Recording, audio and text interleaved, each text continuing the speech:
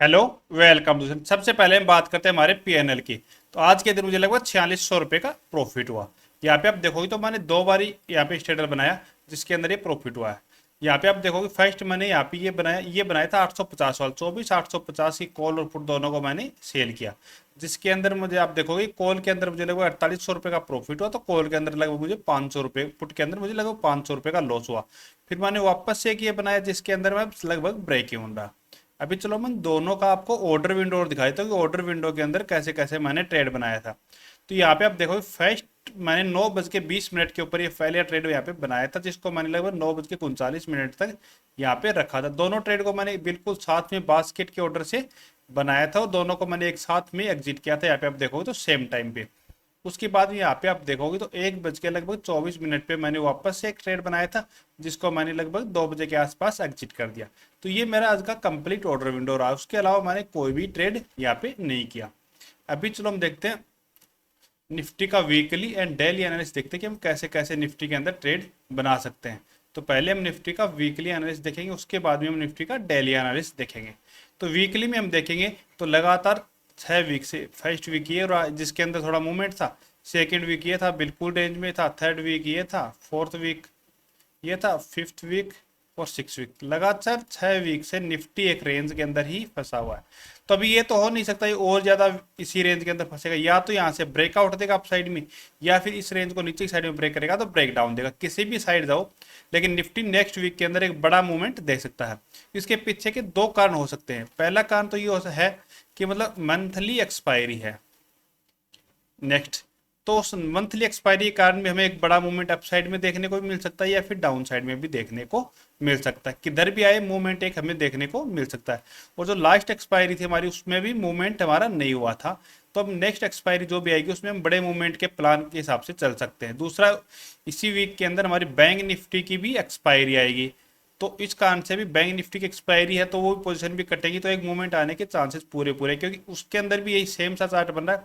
तो वहाँ पे जिन्होंने स्टार्टिंग में स्टेडल या स्ट्रेंगल कोई भी बनाया होगा उसे अच्छा प्रॉफिट यहाँ पे दिखाई दे रहा होगा, तो वो यहाँ पे अपनी पोजीशन को एग्जिट करेंगे तो एक मूवमेंट हो सकता है। तो हमें ट्रेड किस प्लान से करना है, अगर इसको हाई को ब्रेक करता है इस वीक के को, तो हमें यहाँ पे कॉल की ट्राई हमें करना चाहिए। ये कॉल की साइड में बाइंग के हिसाब से बैठ सकते हैं। लास्ट यहाँ पे आप देखोगे तो ये बुलिस भी बन रही है कैंडल, तो यहाँ से बुलिस बनने के बाद में एक बड़ा कैंडल हमें देखने को मिल सकता है जो लगभग 26,000 को टच करने के पूरे पूरे चांसेस हैं निफ्टी के अगले वीक के अंदर।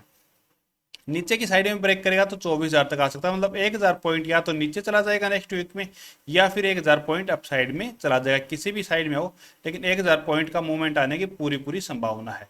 अभी चलो हम निफ्टी का हम डेली के हिसाब से भी एनालिस कर लेते हैं कि मंडे के दिन हम कैसे काम निफ्टी के अंदर कर सकते हैं। क्योंकि ये तो है नहीं कि हम वीकली का एनालिस कर लिया उसी के हिसाब से हम ट्रेड कर सकते हैं, क्योंकि डेली का एनालिस हमारा अलग होता है, वीकली का एनालिस हमारा अलग होता है। तो इसी के हिसाब से देखें तो आज के दिन की बात करें तो निफ्टी के अंदर अच्छा खासा अपसाइड में मूवमेंट आया। पहले क्या किया, 25,000 के पास गया, 25,000 राउंड लेवल है मैंने आपको बताया हुआ है। तो जैसे ही राउंड लेवल के पास गया तो आप देखोगे यहाँ पे अच्छा खासा टाइम यहाँ पे स्पेंड किया, फिर वापस एक ब्रेकआउट दिया, कुछ अपसाइड में गया, फिर लगभग यहीं पे क्लोजिंग दे दिया। मतलब मूवमेंट बहुत अच्छा रहा आज के दिन। जो सेलर है उनको भी अच्छा प्रॉफिट दिया, क्योंकि यहाँ पे रेंज बनाई तब जिन्होंने भी स्ट्रेडल स्ट्रैंगल बनाया उन्होंने प्रॉफिट दिया हुआ।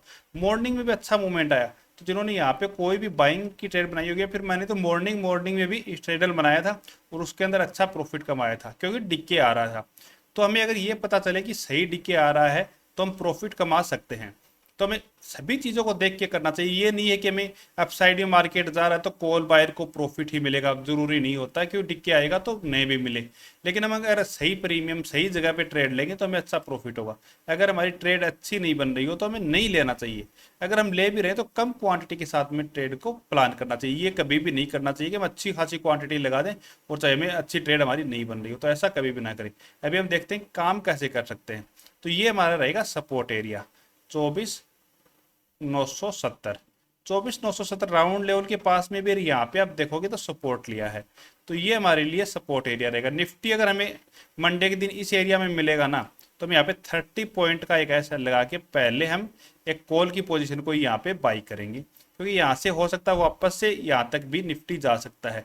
दूसरा, राउंड लेवल का नीचे का एरिया है लगभग राउंड लेवल से 30 पॉइंट नीचे 25,000 से, तो भी एक ये सपोर्ट बन रहा है। तो इस हिसाब से हमारा ये सपोर्ट रहेगा। दूसरा अगर फ्लैट ओपन होकर अपसाइड में भी निकलता है और 25,130 को लगभग 25,130 को अपसाइड में ब्रेक करता है, तो भी हम वहाँ पे कॉल की ट्राई ही करेंगे, पुट की ट्राई बिल्कुल नहीं देखेंगे। यहाँ से भी हम आज की जो क्लोजिंग है उसका एसएल लगा के हम एक ट्रेड का प्लान कर सकते हैं कि अपसाइड में निकलेगा तो यहाँ तक हमारा एसएल रहेगा, इसको जैसे ही ब्रेक करेगा हाई को हम ट्रेड का प्लान कर सकते हैं। अगर मार्केट गैप अप ओपन हो जाता है, गैप अप की स्थिति में मार्केट में हो सकता है कि वापस से रिवर्सल देखने को मिल जाए। इसके पीछे का कारण क्या है वो समझने की कोशिश हम करते हैं, क्योंकि हर चीज़ के पीछे कोई ना कोई कारण होता है, तो हम समझने की कोशिश करते हैं। इसके पीछे का कारण ये है, एक तो आज के दिन जिन्होंने भी कॉल की पोजीशन को बाई किया होगा या फिर पुट की पोजीशन को सेल किया होगा, मार्केट अपसाइड में गया है तो अच्छा प्रॉफिट उन्हें दिखेगा, और फिर वापस से जो ओवरनाइट लेके गए पोजीशन और वापस से गैप अप ओपन हो गया ना, तो उन्हें और अच्छा प्रॉफिट दिखेगा। तो फिर वो क्या करेंगे, वहां पे प्रॉफिट बुक कर सकते हैं। अगर प्रॉफिट को बुक करेंगे ना, तो वहां से वापस से छोटा रिवर्सल आ सकता है। इसलिए हमें क्या करना है कि गैप अप ओपन हो और कोई रेड कैंडल बनाई फर्स्ट 5 मिनट की कैंडल, तो वहां पे एक बारी हमें कॉल की पोजीशन को सेल करना चाहिए या फिर पुट को हम बाई वहां पे कर सकते हैं। सिर्फ यही सिचुएशन बनेगी। अगर 10 बज गए ना, तो उसके बाद हमें ये प्लान नहीं करना। 10 बजे के बाद में कोई भी हमें, अगर मार्केट कैप ओपन हुआ 10 बजे तक वहीं पे रुका हुआ है ना, तो फिर हमें पुट की ट्राई बिल्कुल भी नहीं करनी है, क्योंकि इतना टाइम निकलने के बाद में रिवर्सल आने के चांसेस बहुत कम हो जाते हैं। गैप डाउन की बात करें तो इस एरिया से नीचे गैप डाउन ओपन होता है तो ही हमें पुट की साइड में देखना है, इससे पहले हमें पुट की साइड में बिल्कुल भी नहीं देखना है। या फिर यहाँ पे ओपन तो होगा लेकिन पहली 5 मिनट 10 मिनट के अंदर ही वापस से यहाँ पे आ गया ना, इस रेंज के अंदर 25,000 के आसपास आ गया, तो फिर हमें पुट की ट्राई बिल्कुल भी नहीं करनी है, कॉल की साइड में ही हमें देखना है। अभी चलो हम बैंक निफ्टी का चार्ट और देख लेते हैं कि बैंक निफ्टी में हम कैसे काम कर सकते हैं। तो बैंक निफ्टी में आप देखोगे तो ये एक ट्रेड लाइन यहाँ पे बन रही है आज के दिन। यहाँ पे फर्स्ट सपोर्ट ये लिया, सेकंड सपोर्ट ये लिया, थर्ड सपोर्ट ये यहाँ पे लिया, तो वापस से इसको अगर नीचे की साइड में ब्रेक करता है स्ट्रेट लाइन को नीचे की साइड में, तो चांसेस यही रहेंगे कि लगभग 56,000 तक निफ्टी यहाँ से 56,000 या फिर 55,900 तक, क्योंकि इसका राउंड लेवल भी बनेगा तो 100 पॉइंट अप 100 पॉइंट डाउन तक बनेगा। जैसे निफ्टी का 30 पॉइंट अप एंड डाउन बनता है, उसी तरीके से बैंक निफ्टी वोलेटाइल ज़्यादा रहती है तो लगभग 100 पॉइंट नीचे तक का बनेगा। दूसरा ये यहाँ पे रेजिस्टेंस था पहले, तो अभी ये सपोर्ट का काम भी करेगा। तो यहाँ से ब्रेक होता तो मैं यहाँ तक के लिए एक ट्रेड का प्लान कर सकते हैं कि जैसे इसको ब्रेक किया ट्रेड लाइन को, हमने यहाँ तक का प्लान कर लिया। अगर यहाँ पे अगर वापस से सपोर्ट ले रहा है, कोई डब्लू पैटर्न बना रहा है, तो मैं कॉल की पोजीशन को, पुट की पोजीशन को एग्जिट कर देना वहां से, और कॉल में अगर हमें यहाँ पे पोजीशन बनानी हो तो बना सकते हैं। या फिर हमें ये ट्रेड को अवॉइड भी करते हैं तो यहाँ पे आने के बाद में हम कॉल की पोजीशन को बाई कर सकते हैं, क्योंकि यहाँ पे आप देखोगे तो आपको टारगेट बहुत कम मिलेगा, लगभग 200 पॉइंट का ही टारगेट मिलेगा, जो बैंक निफ्टी के हिसाब से बहुत कम है। तो आप यहाँ पे सपोर्ट देख के भी ट्रेड का प्लान कर सकते हो। अगर दूसरा फ्लैट ओपन होकर अपसाइड में यहाँ से निकलता है तो हमें कॉल की पोजीशन को बाई कर लेना चाहिए, क्योंकि यहाँ पे मार्केट ने इतना मूवमेंट दिया है, फिर वापस थोड़ा आया तो पुल बैक इसको ब्रेक करेगा तो अच्छा खासा मूवमेंट अपसाइड में दे सकता है। इसमें भी हमारा निफ्टी की तरह ही जो क्लोजिंग है उसी का हमारा एसएल रहेगा, उससे ज़्यादा कि हमें एसएल की आवश्यकता नहीं है।